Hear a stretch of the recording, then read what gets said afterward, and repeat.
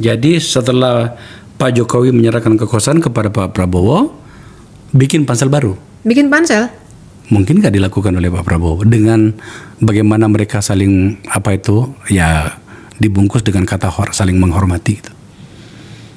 Menurut saya sih mungkin ya, karena begini, kalau bacaan saya sih banyak hal yang mungkin belum secara terbuka dinyatakan oleh Pak Prabowo, tapi itu lebih karena menunggu 20 Oktober.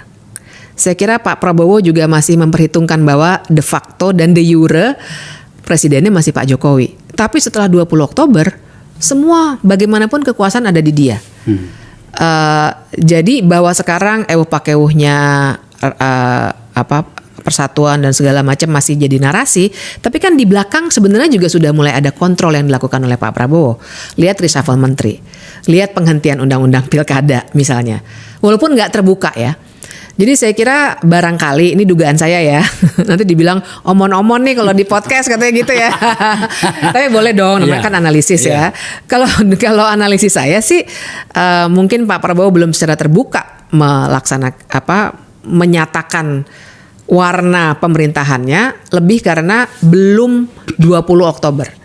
Tapi saya cukup yakin setelah 20 Oktober dia akan menjadi Pak Prabowo yang 100%. Dan untuk itu barangkali ketidakenakan dan sopan santun sebelum 20 Oktober sudah rontok. Jadi ini bisa saja terjadi. Saya tuh tidak terlalu nyaman untuk mengatakan ini sebenarnya, Fit. Bahwa wajar jika kemudian, ini bukan salah ngompor-ngompori ya. Para penonton bukan ngadu domba, enggak. Tapi menurut saya ini kita bicarakan tentang kepentingan kita sebagai sebuah bangsa. Wajar jika kemudian Pak Prabowo harus betul-betul membaca situasi ini, terkhusus KPK yang dalam mandatnya itu memberantas korupsi. Sementara beliau sendiri bahkan mengatakan tak kejar sampai ke kutub utara gitu kan. Gitu. Nah, maka menurut saya isu ini memang harus sedikit lebih concern ya. Menyangkut dengan KPK. Hal yang lebih jauh lagi adalah seperti yang Anda katakan tadi, bahwa ada banyak catatan yang mungkin saja Pak Jokowi itu nyangkut. Catatan hukum maksud saya. Sungguh-sungguh tidak nyaman saya berbicara seperti ini, tetapi itu realitas yang terjadi di publik kita ya. Maka memang Pak Prabowo harus betul-betul concern ya bagaimana mengelola situasi ini. Tapi jika kemudian Anda ditanya oleh Pak Prabowo sebagai seorang pengamat hukum dan dosen hukum tentang KPK yang dimana Anda konsen selama ini, apa saran Anda kepada Pak Prabowo pada kasus ini? Pemilihan pimpinannya sendiri ya. Menurut saya sih memang harusnya Pak Prabowo yang ambil alih.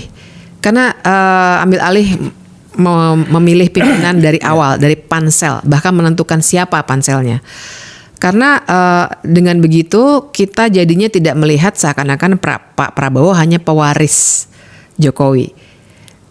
Terlepas dari kita memilihnya siapa kemarin, tapi bagaimanapun yang akan jadi presiden Pak Prabowo. Masa sih Pak Prabowo dapat warisan masalah dari presiden yang sebelumnya? Menurut saya itu harus dipotong tuh warisan masalah itu. Biarkan semua pemimpin bertanggung jawab atas apapun yang telah mereka lakukan. Jangan pertanggungjawabannya dikasih ke pemimpin berikutnya. Nanti tidak ada mekanisme sanksi politik dan hukum yang baik dalam sebuah negara kayak kita. Sehingga ini akan terus-menerus berulang. Itu yang saya khawatirkan. Harusnya Pak Prabowo membiarkan kalau memang nanti ada perkara-perkara yang mungkin akan terkena ke Pak Jokowi ataupun keluarganya, Pak Prabowo harus memberi ruang yang cukup supaya semuanya bisa ditangani secara fair. Salah satunya melalui KPK yang bukan hasil dari fabrikasinya Pak Jokowi. Kalau pemimpinan KPK-nya hasil fabrikasi Pak Jokowi, berarti Pak Prabowo sebenarnya tidak memberikan ruang yang adil bagi Pak Jokowi maupun warga yang sedang menuntut pertanggungjawaban politik dan hukum pada pemimpin yang sebelumnya. Soalnya saya agak ngeri ini memang mulai dilupakan cara-cara untuk pertanggungjawaban politik dan hukum. Kenapa saya bilang begitu? Fenomena memaafkan Soeharto misalnya ya. Soekarno dan Gus Dur ya baiklah, tapi memang sudah selesai kan itu TAP MPR-nya.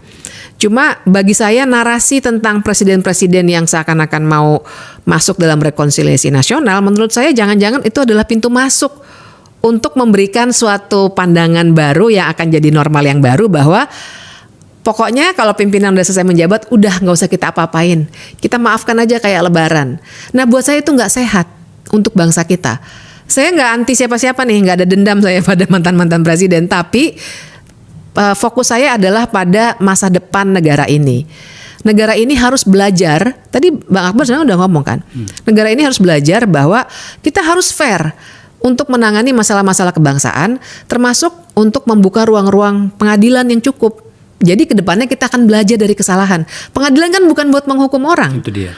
Pengadilan itu bukan untuk balas dendam, tapi untuk bagi bangsa ya, belajar dari kesalahan yang lalu.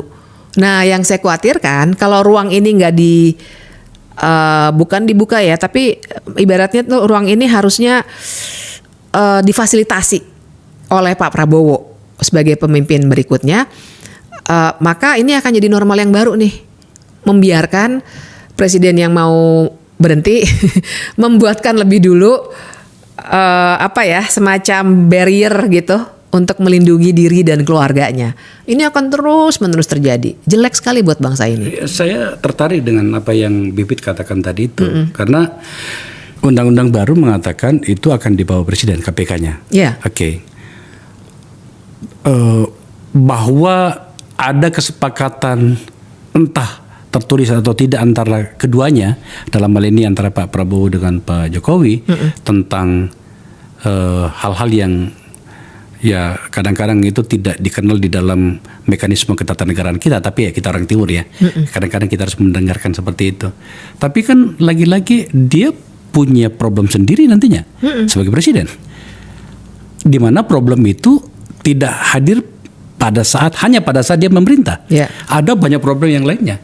Jika kemudian tidak mencoba untuk menetapkan sebuah standar etika bernegara di mana juga penegakan hukum ada di dalamnya, bisa-bisa repot sendiri loh nantinya.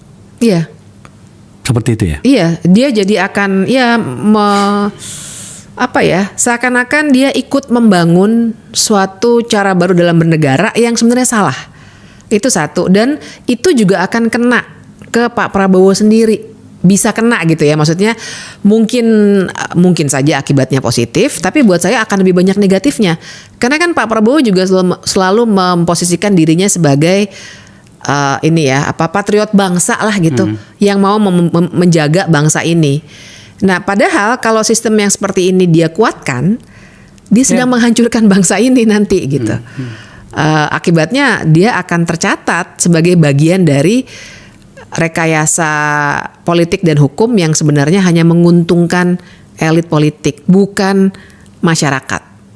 Nah itu yang akan buruk ke depannya untuk Pak Prabowo sebenarnya di situ. Catatan sejarah akan menunjukkan dia mendukung model seperti ini.